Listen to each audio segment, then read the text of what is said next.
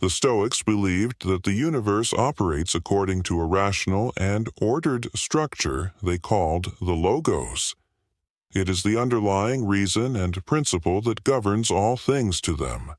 Aligning oneself with the logos was the path to tranquility and virtue. This acceptance of fate is not passive surrender, but an active embrace of life's unfolding nature. Standing fate, and the logos fate to the Stoics is not a mystical or arbitrary force. It is the natural unfolding of events according to cause and effect. The universe they believed is a rational system, and everything that happens is a part of that system. To resist it is to resist reality itself. To accept it is to live in harmony with nature. Marcus Aurelius, the philosopher-emperor, wrote, "Accept the things to which fate binds you and love the people with whom fate brings you together. But do so with all your heart." This is not resignation, but a wise acknowledgement that some things are beyond our control. The Logos is not merely a metaphysical concept.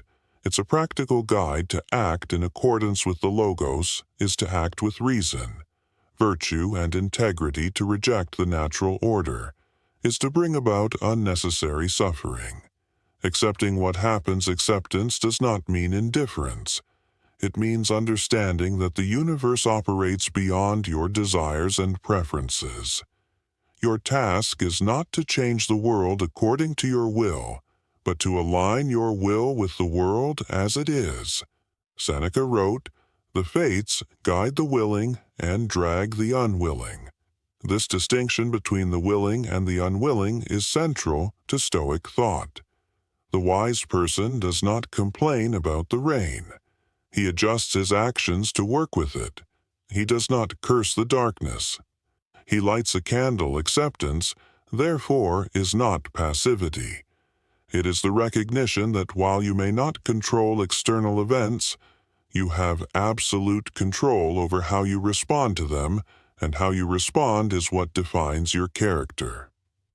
The art of letting go. One of the greatest sources of human suffering is attachment. People cling to wealth, status, power, pleasure, and even loved ones, believing their happiness depends on such things. But all of these are transient. They can be taken away in a moment. To pin your happiness on them is to live in constant fear. By accepting fate, you let go of the illusion of control over external things. You realize that what truly belongs to you is your own mind, your own actions, your own virtue. Epictetus ADV advised, "Don't demand that things happen as you wish, but wish that they happen as they do, and you will go on." Well, it is a shift in perspective that grants freedom from the tyranny of circumstance, aligning yourself with the Logos. If the universe is rational and ordered, then to live well is to live according to reason. This means acting with wisdom, courage, justice, and temperance in all things. To embrace the Logos is to seek virtue above all else. This does not mean you do nothing when adversity strikes. It means you act with the best of your ability. Guided by reason, and then accept whatever outcome follows. You recognize that while you can control your actions, you cannot always control the results. Practical applications of accepting fate. How do you put this principle into practice? By cultivating a mindset of acceptance and proactive engagement with life. 1. Daily reflection. At the end of each day, review what has happened. Ask yourself, what did I desire today that was outside my control? How did I respond when things didn't go as PL? And did I act in accordance with my principles, regardless of the outcome? By consistently examining your thoughts and actions, you align yourself more closely with the Logos. 2. Negative visualization before undertaking any task or setting out for the day. Visualize what could go wrong, not to discourage yourself, but to prepare yourself to accept whatever happens by expecting potential obstacles. You train yourself to respond with equanimity when things don't go as you hope.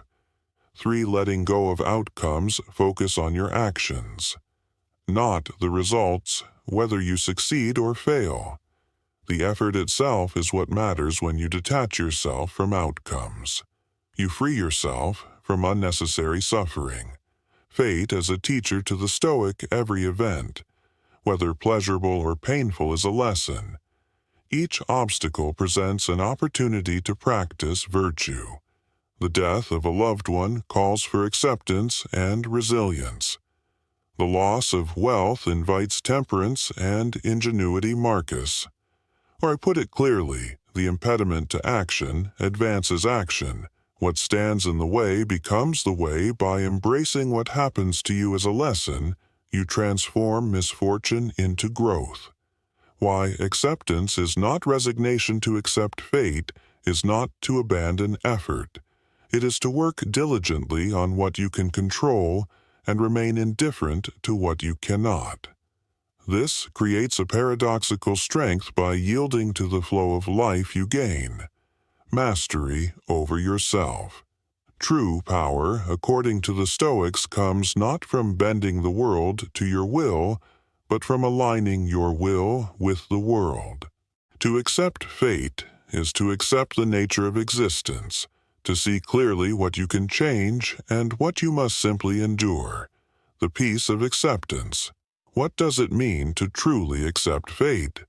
It means to find peace in whatever circumstances you find yourself. It means living according to nature, and recognizing that your purpose is not to dictate the course of events, but to act virtuously within whatever circumstances arise by accepting faith. You free yourself from anxiety, frustration, and despair. You live not in opposition to the universe, but in harmony with it. And when you can accept fate with grace, you can transform even the harshest conditions into opportunities for virtue.